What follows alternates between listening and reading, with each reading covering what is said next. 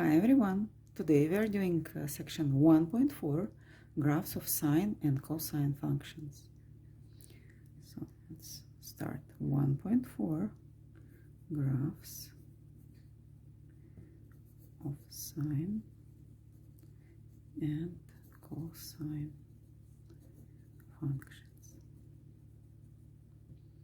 We will start with sine of x. To graph sine of x, so I'll start with drawing a unit circle. Let me try my best. Unit circle. Everyone remembers what is unit circle from previous sections, right? That's a circle with a radius of 1 unit. Well, I'm going to do 2 squares, but I'm going to put one here and one here, so it's going to make a unit circle in my special units. Next to the unit circle, I'm going to put coordinate plane where I'm planning to graph actually sine. We recall that sine is actually y coordinate of a point on the unit circle. What I'm going to do, I'm going to just like go around this unit circle, check y coordinates everywhere and get the graph. I'm going to start with this point. I'm going to start over here. So y coordinate over here is equal to 0. And this is theta equals 0. So I'm going to place it over here. I'm going to call it again x and y. But actually our x is theta.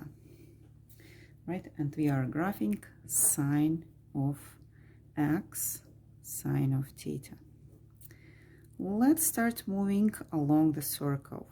Imagine that there is point P and it's moving along the circle. What is going to happen to y coordinate when it moves from this point to this one? Well, you see that y coordinate is going to gradually increase somewhere here. Y coordinate, not here but over here, y coordinate is going to be equal to 1/2. This is going to happen when the angle is 30 degrees, right, or pi over 6. Eventually y coordinate is going to equal to 1. What I'm going to do on my graph, I'm going to put over here pi over 2 and over here 1. So my graph will travel from 0 to 1. It's not going to travel in a straight line. 1/2 is going to happen somewhere here, and that's going to travel on curved line like this. What is going to happen if you move further from pi over 2 to pi? Well, you see that y coordinate is going to go from 1 back to 0. For this point, y coordinate is 0, and this is pi, right? So it's going to do it the same way. Make a little curve. And then we're going to move from pi to pi over 3, and you see that y coordinate was 0 here, and it's going to become negative. So, for example, for this point, y is negative. And eventually it's going to become -1, right? So I'm going to label over here -1. It's going to happen at the point 3 pi over 2. And I'm going to continue the curve. And for the last quarter, we are going to move from this -1 and decrease y to 0. Again, we're returning to point 2 pi, which was 0 before. And y coordinate is going to decrease to 0. And we get something like this. So we graphed one period of sine. Remember last class I was talking about periodic function. Periodic function repeats itself every period. So what I'm going to do next? Well, I know that if I keep moving the point around the circle second time, I'm just going to get the same pattern. Just it's not going to start with 0 here, but it's going to start with 2 pi over here. And I'm going to graph a little bit. I'm not going to graph the whole period. I'm going to graph a little bit. And if I'm going to move below 0, like if I'm not going to move this way, but I'm going to move this way, I'm going to get negative thetas. What is going to happen? Well, instead of getting positive numbers, I'm going to get all these negative y's. And I'm going to get a similar graph with points like this. Okay, so what do we have? Over here we have 1. Over here we have -1, and there is going to be one period. One period, we remember, equals 2 pi. The function starts repeating itself after the period, and it repeats itself infinitely in both directions. What is domain of the graph? Domain are possible axes. Well, we do see there is no restriction on x, so the domain is going to be from -infinity to +infinity. What is going to be range? Range are possible y's, right? If you look over here, y is changing from -1 to 1. Eventually, it's going to take both -1 and 1 values. So the range is going to be from -1 to 1. Both points are included. Next question, which is coming from previous section, is question of being even or odd. Is this function even or odd? Let's recall, what do we call even and what do we call odd? Well, mathematically, even function is going to be defined like this. F of -x equals f of x. Graphically, it's going to be something like this. Graph symmetrical about y-axis. Odd function definition is f of -x equals -f of x. And graphically, the function is going to be symmetrical around about origin.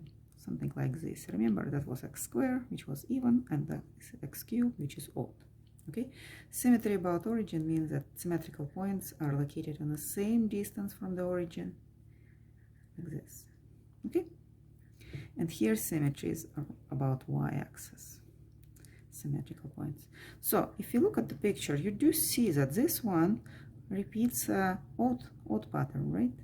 Because points are not symmetrical like this, they're symmetrical like that, about origin. Well, we are going to say that sine is odd function, and we are going to write that sine of -x equals negative sine of x. Negative sine of x. Well, if you look at the unit circle, it's very easy to prove without doing the picture actually.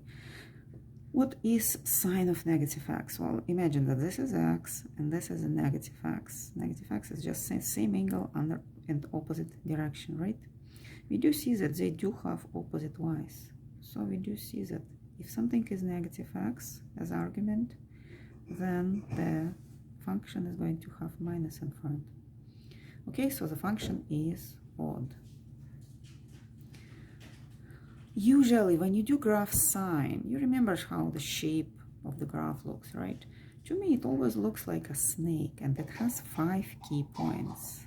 5 key points are going to be point 0, 0, point pi over 2, 1, point pi 0, point 3 pi, -1, and point 2 pi 0.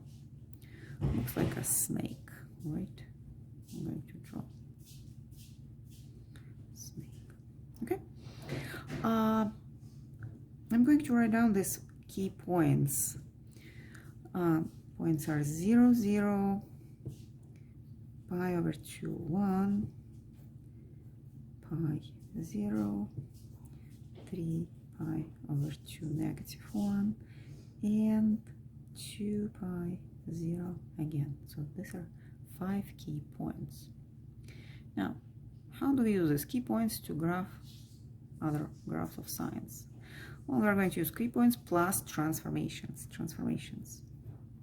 Remember, transformations are some manipulations with function which are stretching it, shifting it, sometimes reflecting it. We're going to start with simple transformation, which is going to be a stretch.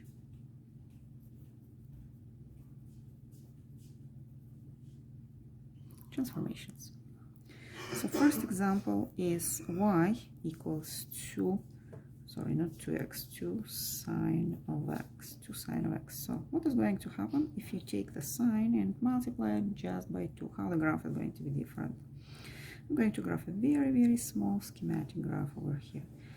So imagine that this is my 1, this is my -1. I'm going to graph my little sine function like this. Graphing through my key points, 1, 2, 3, 4, 5. I'm going to put here 2 pi, right? What is going to happen if we multiply by 2? Well, all y's are going to be twice bigger, right? For example, 0 multiplied by 2 is still going to stay 0. But if you multiply 1 by 2, y here is 1, it's going to give you 2. So the graph goes higher. For this, 0 is still going to stay 0 because you multiplied by 2, still 0. Go back.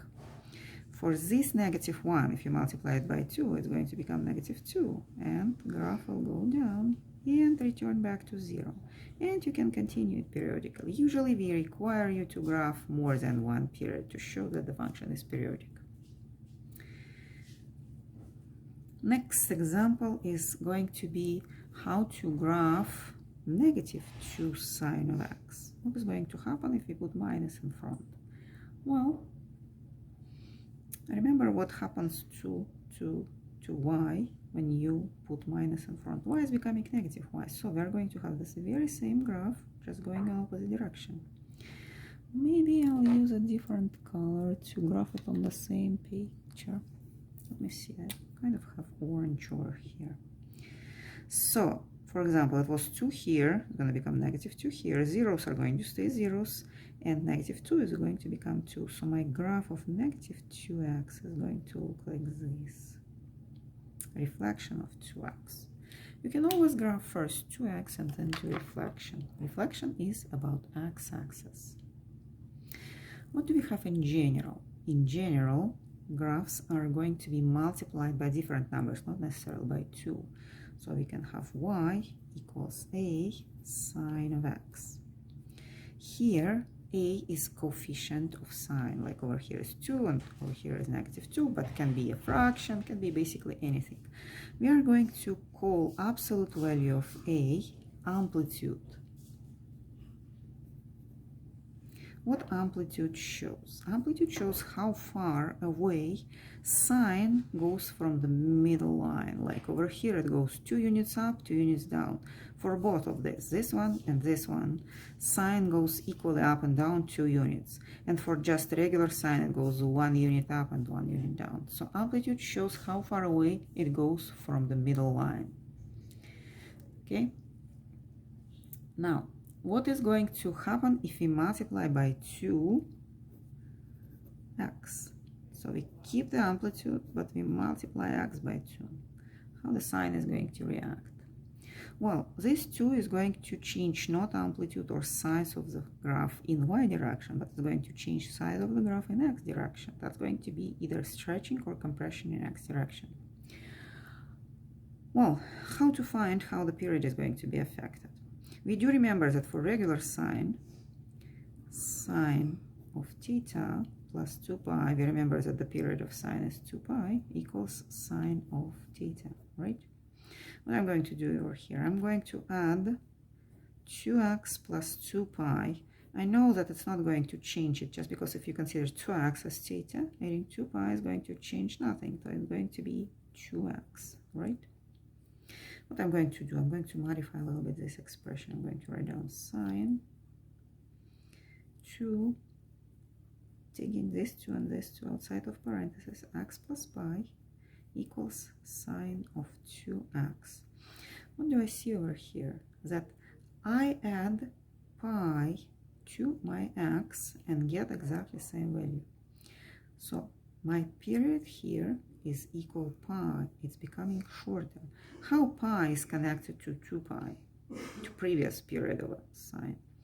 Well, how do we get this pi? We take 2 pi, which is our previous period, and divide by this 2. Why does it happen? Well, it was 2 pi, remember, the normal period, but we took this 2 outside to see how it's going to affect the x, and we got our pi. General formula for period is going to be 2 pi divided over omega. What is omega? Omega is circular frequency of sine, and usually you are going to see sine written like this. Y equals sine of omega x. Okay, in some books they put kx. Doesn't matter actually. Just remember that to get a new period, you have to divide 2 pi, our normal period for standard sine, by the number in front of x. And if the number is a fraction, you are going to divide by a fraction. Okay? So let's move to the next page. Let's see if my pages are still aligned. Yeah. Okay. Now, how do we graph the sign which is going to change the period? I'm going to consider example where we have both changes, amplitude and the period. Y equals 3 sine of 4x. Step number 1, I'm going to calculate my period. Remember, 2 pi divided over a number in front of x, which is 4. Here I'm going to get what? Pi over 2. That's my period. What I'm going to do next, I'm going to graph number line. You don't have to do it, but in the beginning, I always suggest to do it. You graph 0 here, and you step 4 points away, like me, and point number 5 is going to become pi over 2. This is going to help you to build your 5 key points. Remember, key points for normal sine are 0, pi over 2, pi, 3 pi over 2, and they are dividing the whole period of sine into quarters. Here I'm trying to do the same. It's just like I'll need a little help to do it on paper, right? If this is pi over 2, so the middle is going to be what? Pi over 4. And the half of pi over 4 is going to be pi over 8. What is this point going to be? Well, it's pi over 4 plus pi over 8. The size of 1 quarter is pi over 8. So it's going to be 3 pi over 8. Pi over 4 plus pi over 8. It's 2 pi plus pi over 8 over 8, which is 3 pi over 8. So, why do I need these numbers? To get my key points. My key points are 0. I'm going to keep y open yet now. Pi over 8, no y yet. Pi over 4, no y yet. 3 pi over 8, no y yet. And the last point is pi over 2, no y yet. Now, I do remember that 3 of these points, let's go back to the graph. Remember, 3 of these points, this, and this, are zeros. That's what I'm going to put here. 0, 0, 0. 2 other points, this one and this one, are actually what? Amplitude. In our case, amplitude is 3. So I'm going to put here 3 and here -3. So these are my key points. Now I'm ready to graph. Usually, guys, I do not graph sine by points. I graph first sine looking like a snake, and then I add points. And that usually works better. But and if you like to graph by points, you can graph by points. I'm graphing more than one period. So my first point is 0. My amplitude is 3. So I can graph -3 here. You see, I can add points after I graphed the function. And my period is pi over 2. Here is pi over 4. And the middle is pi 3 pi over 8, and this middle is just pi over 8, right? Very nice. We graphed the sine. Now, what I want you to do, guys, on your own, graph next function. Y equals 1/2 sine of pi x. As usual, you can stop the video, spend like 5 minutes on graphing, and then start it again. I'm going to count to 3 and provide you a solution. Okay, so 1, 2, 3. Solution. As usual, we start with period. We divide 2 pi over the number in front of x, and we're going to get 2. What is amplitude here? Amplitude, absolute value of the number in front of y, is 1/2. Amplitude. Now, I'm going to build my 5 points. So what I have, 0 here and 2 here. Half of this interval is 1, right? And this is 1/2, and this is 3/2. And I'm ready to graph my sine. And again, I'm not gonna really graph it by points. I'm going to first graph it, like I usually do, and then add the points. So my amplitude here 1/2, so I put 1/2. I'll put 1/2 with minus here. My period is 2, so here is 1, and here is 1/2, and here is 3/2. Okay, so we graphed arbitrary sine, almost arbitrary. Now we are going to move to cosine graph. Cosine graph is going to have all same features, just because we are going to watch x instead of y It's going to start differently. I'm going to draw a unit circle again, so I should do it once. You don't need to draw unit circles after you do it once. That's my unit circle. That's a point, right? You remember that point has coordinates x and y. X here, y here, 1, 1. I'm going to repeat the procedure I did with sine and just make it a little bit faster. So what we have, if you consider x, which is cosine, remember that cosine of theta is x. In the beginning, when the angle is equal to 0, x is equal to 1, right? So I'm going to start over here with 1. And this one is actually this one, not this one. What is going to happen while I'm moving toward pi over 2? Well, my x coordinate actually is going to decrease and eventually become 0. That's what I'm going to do. Decrease becomes 0. What is going to happen here? X coordinate is going to increase and become equal to -1. I would not say increase actually, decrease further, but increase by magnitude. -1. So this -1 is actually this -1. And this one is this. And over here, everything is going to repeat. X coordinate will go back to 0, and then it will return back to 1. 0 and 1. And that's one period of the cosine. You see that the still period is 2 pi. We can always graph a little bit more on this side, a little bit more on this side. Cosine has something like a U shape, right? It was a snake for sine and U for cosine. Okay, so domain. You see that there are no restrictions on x, so we're going to have domain from -infinity to +infinity. Range. For range, you still see that numbers are changing from -1 to 1, right? All possibilities are just from -1 to 1. So range is from -1 to 1. Now, key points. Well, still same key points. The only difference is that we have 2 zeros and 2 ones and 1 minus 1. For sine, we have 3 zeros, right? Here we have two zeros. I'm going to write down key points. Nice to remember them. 1 pi over 2, 0, pi, -1, 3 pi over 2. This one is again 0. And the last one, 2 pi, is again 1. That's 5 key points. Key points.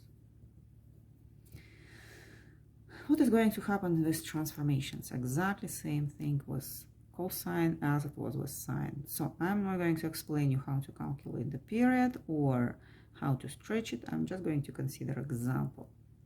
Imagine somebody wants us to graph 2 cosine of 2 pi x. How would you do it? You will calculate first the period. The period has same rule. 2 pi over the number in front of x. In our case, 2 pi over 2 pi, which is 1. The period is 1 here. Amplitude. Amplitude is number in front of the cosine by absolute value. In our case, is 2. That's how far cosine will go from the middle line. What I'm going to do, guys, I'm going to skip key points. I'm just going to graph the shape and label the points. And depending on like how well you understand it, you can skip it too. So shape is going to be like this. I'm basically going to copy the shape and maybe copy it one more time just to show 2 periods. Now what I know, my amplitude, or how far it goes from the middle, is 2. So this is 2, this is -2. My period is equal to 1.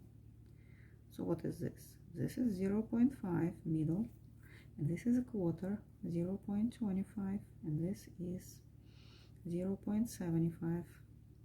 And basically I did graph my cosine. You see, it's not difficult. I want you to graph something on your own, okay? Let me put the problem. Again, you can stop the video, try to graph it, and then check how I graph it. 3 cosine of 2x. Okay, so let's count to 3.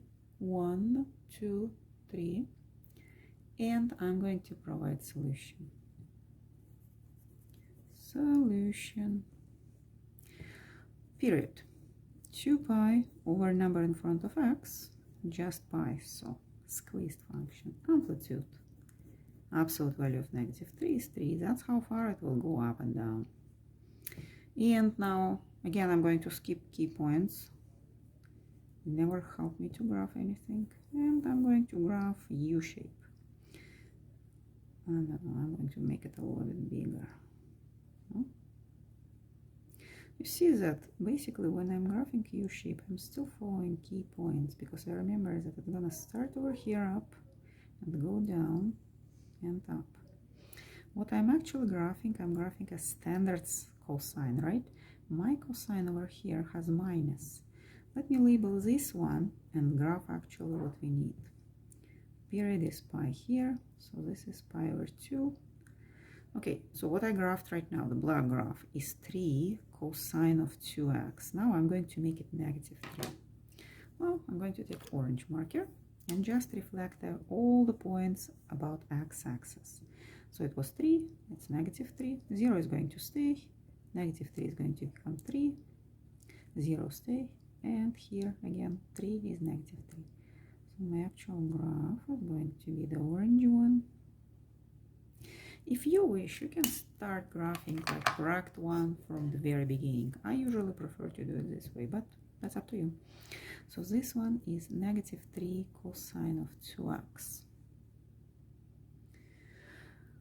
What other stuff we can do with graphs? Well, besides stretching and compressions in both x and y direction, we can do the shifts.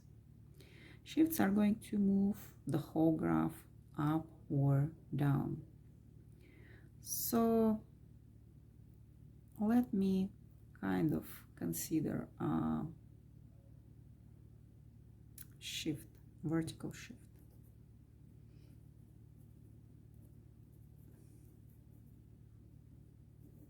We'll do horizontal shift in our next section, but vertical shift. What is vertical shift? You get a new function by taking old function and adding a here. Vertical shift is going to move the whole graph a units up. Let me consider example. I'm going to just consider very simple functions. Sine of x plus 3. So vertical shift here is plus 3. I'm going to graph original function and shift at 1. Well, if you see how everything's supposed to look, you can just graph shift at 1. So my original sine, I remember it's a snake shape, is going to look like this. A little bit shifted, but okay, this is 2 pi, this is 1, this is x, and this is y. So now I'm going to shift it 3 units up. 3 units up means that it was 0 here, it's going to become 1, 2, 3. So my point moves 3 units up. It was 1 here, it's going to become 4. 1 plus 3 is 4. And it's kind of going to be the same graph, just the middle is going to be around 3. So I'm going to just copy the graph. So 3 units up. 3 units up. Okay, that's going to be enough for vertical shift. Last question we have. What if the graph is given? Can we find out what kind of function is this? I'm going to give you an example and we are going to consider how to decide what function is this. So a graph is given. Find the function.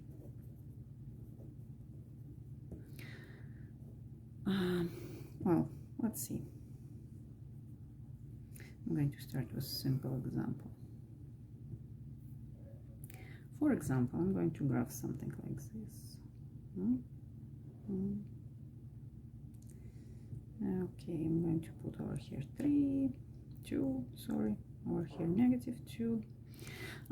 Make number 4 here, x, y. You see, at least one period, right?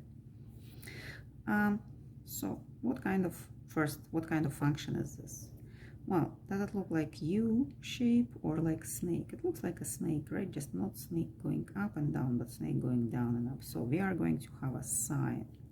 I'm going to keep some free space in front of sine because I do see that my amplitude is 2 here, right? It goes 2 units up and 2 units down. Normal sine would go first up and then down. This one goes first down. So I'm going to put -2 as amplitude. Now, what is the period here? Period is 4, right? The period. Well, here I'm supposed to put omega. We remember that period equals 2 pi over omega. This is kind of equation. We can solve it for omega. Because right now we do know the period, we don't know omega. So I'm going to multiply by omega both sides, cancel it here, and divide by period. That's 2 pi over period. Convenient, right? They basically have same formula. 2 pi divided by 4 is going to give me pi over 2. So my final equation is -2 sine of pi over 2x. Okay. Now I'm going to give you one example to solve on your own, and that's going to be end of our lecture. Self. Again, try to stop the video and do it on your own first, okay? And then